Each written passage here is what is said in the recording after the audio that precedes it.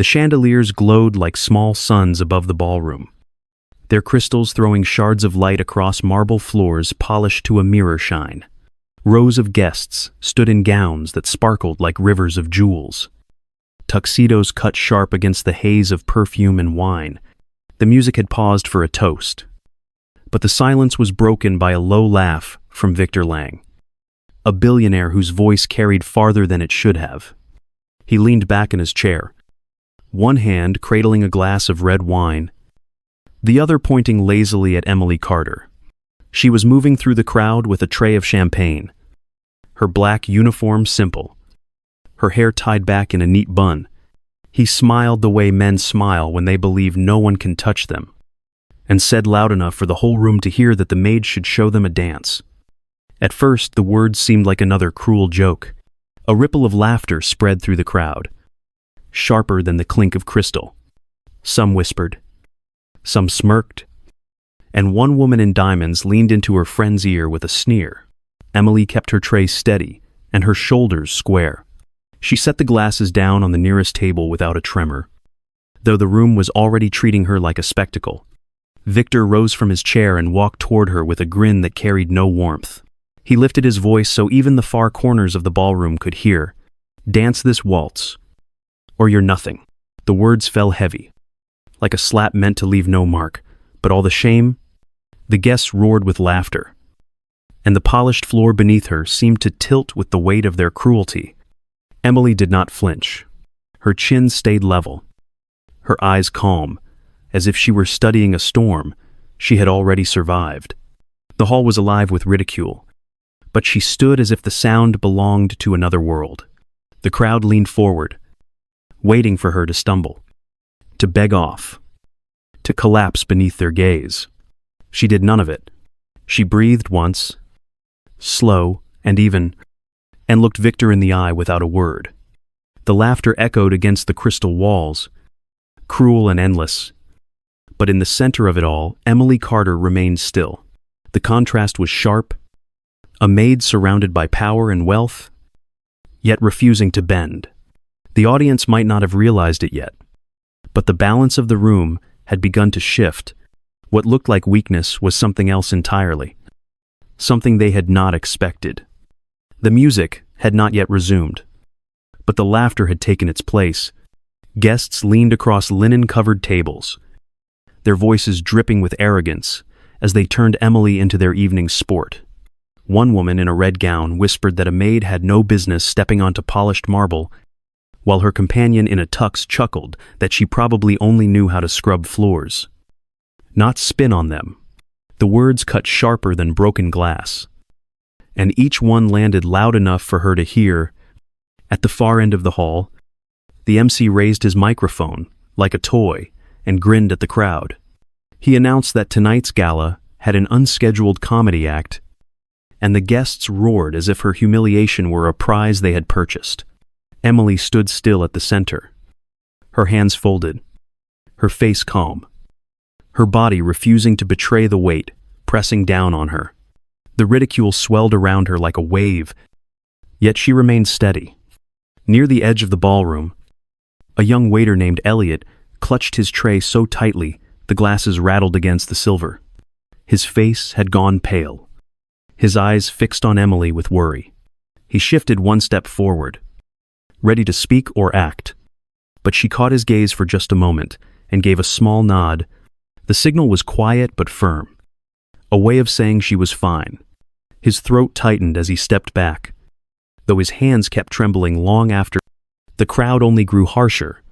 A man with a Rolex tapped his friend's shoulder and said this maid must be practicing for a cheap audition.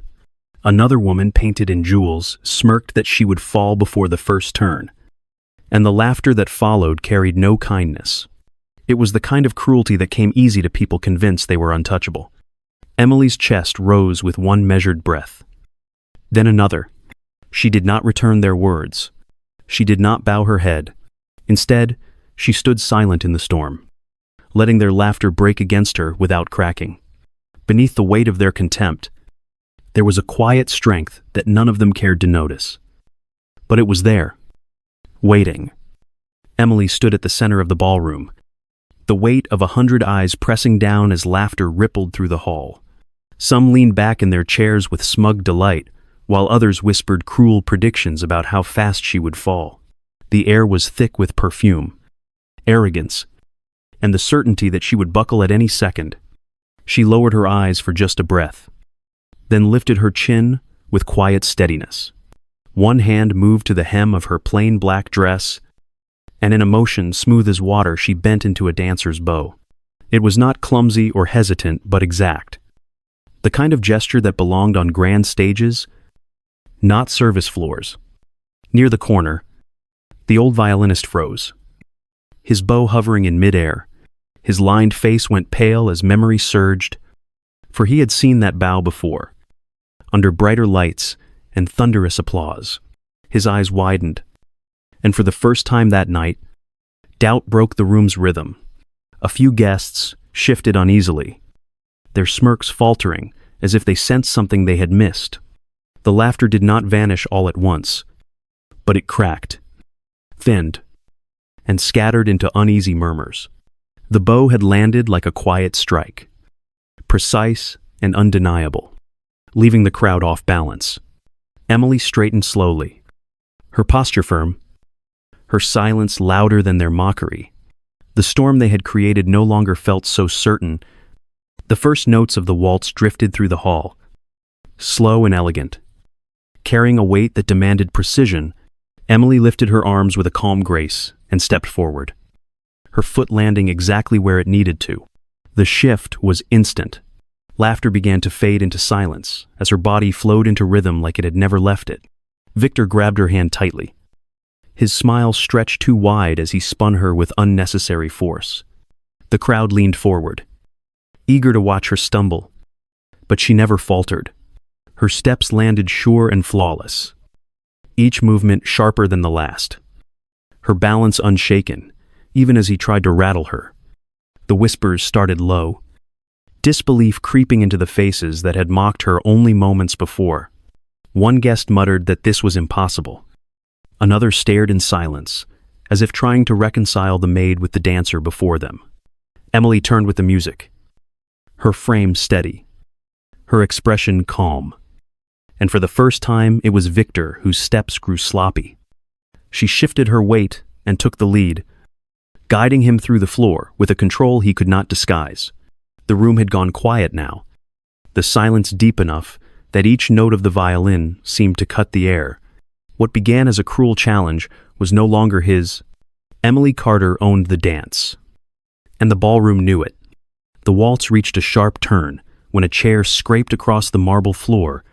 An older guest with a white beard and a tweed jacket stood so quickly that glasses rattled on the nearby table. His hand shook as he pulled a phone from his pocket, his voice cutting through the stunned silence to say he knew exactly who she was. The screen glowed as he held it high. On it was a younger Emily, no older than 19, dressed in a red gown beneath blazing stage lights. She held a gold trophy, smiling with pride, the caption beneath reading World Dance Champion. The hall gasped as if the air had been stolen, and for the first time, the cruel laughter was gone. Whispers spread like fire. Guests leaned toward one another, phones flashing, as they searched her name and found the same image repeated across old headlines. A woman near the front covered her mouth as she stared, while a man at the back muttered that this could not be real. The glow of screens lit up every corner. The ballroom transformed into a theater of revelation. Victor's grip on Emily faltered, his fingers slick with sweat as he tried to keep control of the moment. His forced smile wavered as the crowd's eyes turned from mockery to awe. With every whisper, every camera raised, the balance of power shifted. Emily did not need to speak. The truth had already filled the room, and it was louder than any applause. A woman in pearls tried to hold on to her superiority, her voice dripping with pity as she called Emily a faded star who had nothing left to prove. A man in a tailored suit echoed her, insisting that once a maid, always a maid. Their words carried across the room, desperate attempts to drown out what everyone had just seen. Then, the sound of a single clap broke through. It came from Maria, another maid who had watched Emily with quiet admiration for months. Her hands struck together again, sharp and clear, cutting through the murmurs. And a few of the staff near the back joined her without hesitation. The rhythm spread, union at first, then stronger as more joined in. Guests shifted uncomfortably as the applause grew, no longer easy to ignore. Emily stood still in the center, her shoulders steady, her face calm, her silence more powerful than any defense. She raised her voice finally, low but clear enough to reach every corner of the ballroom. I don't dance to entertain. I dance to remind myself I'm alive.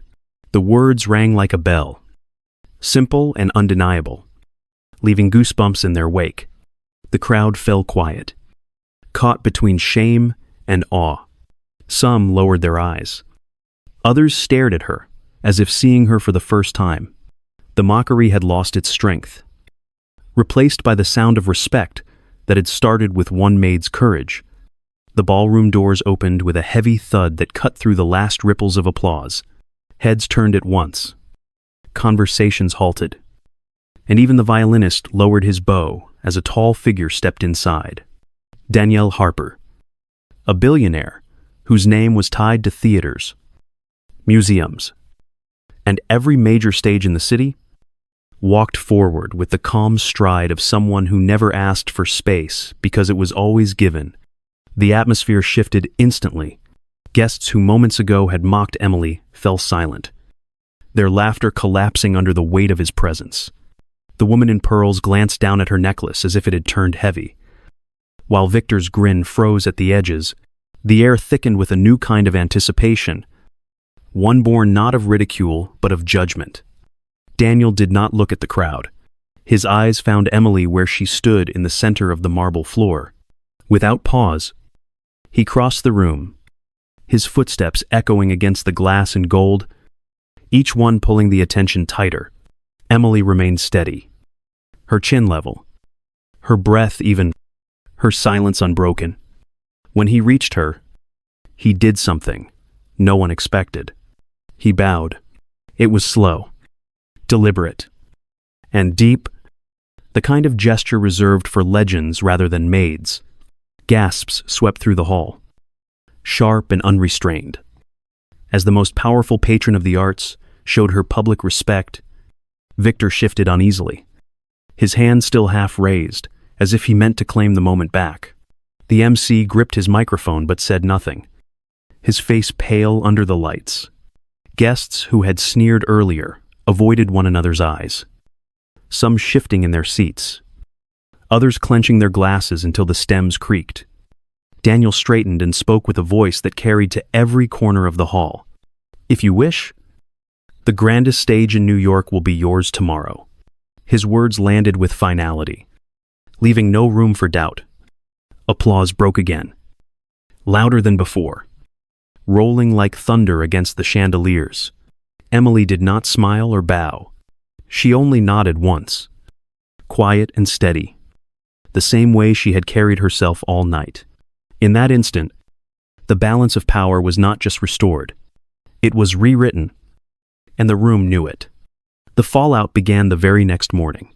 Headlines spread fast across financial pages and social feeds, not about wealth or deals, but about the sneer of Victor Lang as he told a maid to prove her worth. The clip was looped endlessly, paired with the moment Daniel Harper bowed, and the contrast was impossible to miss.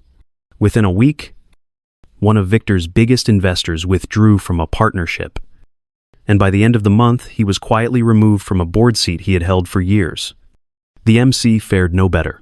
His smug introduction, calling Emily an unscheduled comedy act, was clipped and replayed with mocking captions until no sponsor wanted him near a stage.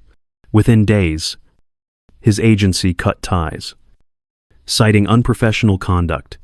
The gala circuit moved on without him, and his name disappeared from programs where it once appeared in bold.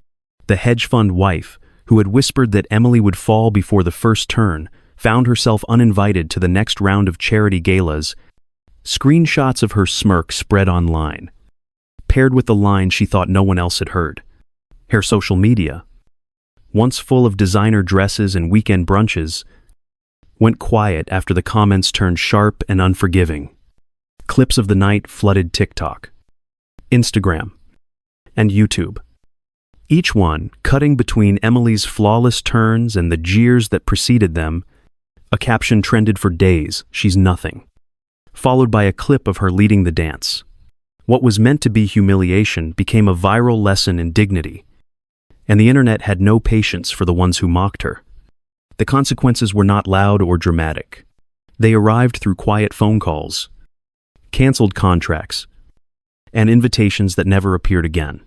By the end of the season, each person who had laughed the loudest had found themselves pushed to the edges of the very world they once ruled.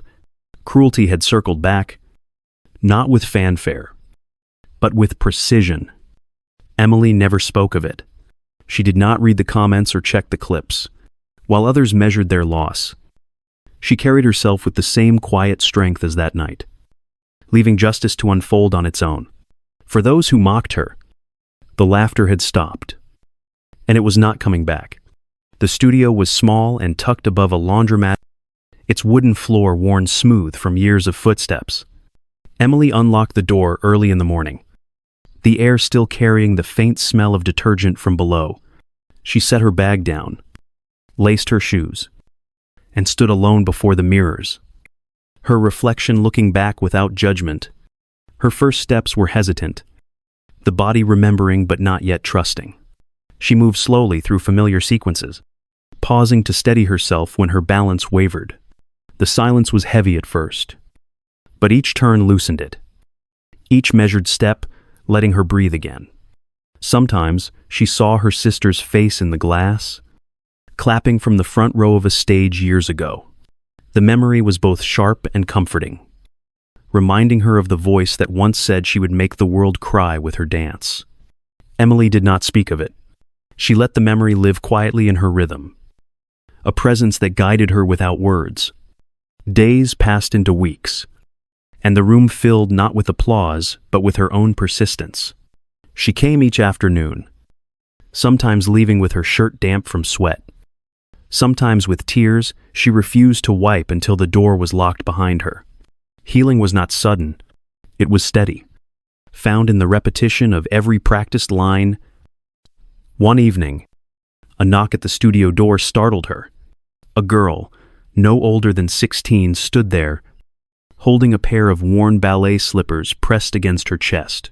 She said she had seen Emily's dance online and wanted to learn, even if she had no money to pay. Her voice trembled, but her eyes carried the same determination Emily once had. Emily knelt, took the slippers in her hands, and nodded. She showed the girl the first position, correcting her stance with a gentle touch. The mirrors reflected not one dancer but two, a beginning and a return. The studio no longer felt empty. In the soft sound of shoes against wood, Emily found what she had been missing. She was no longer dancing to prove herself or to silence anyone. She was dancing to live, and now she was teaching someone else to do the same. The community center was modest, a low brick building with posters curling at the edges near the entrance. Inside, folding chairs lined the small stage, families in sweaters sitting shoulder to shoulder, the smell of coffee drifting from a table at the back. There were no chandeliers, no velvet curtains, only warm light bulbs strung across the ceiling and the quiet hum of people waiting. Emily stepped onto the stage, wearing a simple black dress, her hair tied in the same neat bun she had worn years before. She did not look at cameras because there were none. She looked at the children in the front row, their eyes wide with expectation, and at the parents who leaned forward, ready to give her their attention. The music began, soft and steady, filling the small room with notes that seemed larger than the space itself. Emily moved with a grace that was not polished for critics, but honest. Every turn and every step, telling the story of loss, return, and resilience. The crowd was silent, holding their breath as if afraid to break the moment. When she finished, There was no roar of chandeliers shaking above her. There was a warmth that rose from the chairs, applause that felt like a hug instead of a performance review. The families clapped until their hands ached, children cheering without restraint. For Emily, it was more than enough. Have you ever been judged for how you look, what you wear, or where you come from? Most of us have felt that sting at least once. The moment when someone decides you are less without ever knowing who you are. Emily's story is a reminder that what others see on the surface is never the full truth. She was called nothing, treated like entertainment for the wealthy, and mocked until the room roared with laughter. Yet she stood tall, steady in the face of ridicule, and chose to let her actions speak louder than their voices. In that choice, she turned humiliation into silence, and silence into awe. Think about the times when you were written off, when your effort or your worth was dismissed before you even had the chance to prove yourself. Maybe it was in school, maybe at work, or maybe in your own family. Those moments hurt, but they do not define you. Emily's dignity came from restraint, from refusing to answer cruelty with cruelty. She did not need revenge. She needed only to stand her ground, to show the truth of who she was. And that was enough to shift the balance of the room. That strength is inside you as well, waiting for the moment when you choose to let it rise. So here is my question for you. Have you carried a story like Emily's? A time when you were underestimated but found the strength to continue? Share it in the comments so others know they are not alone. And if you believe everyone deserves a second chance, type respect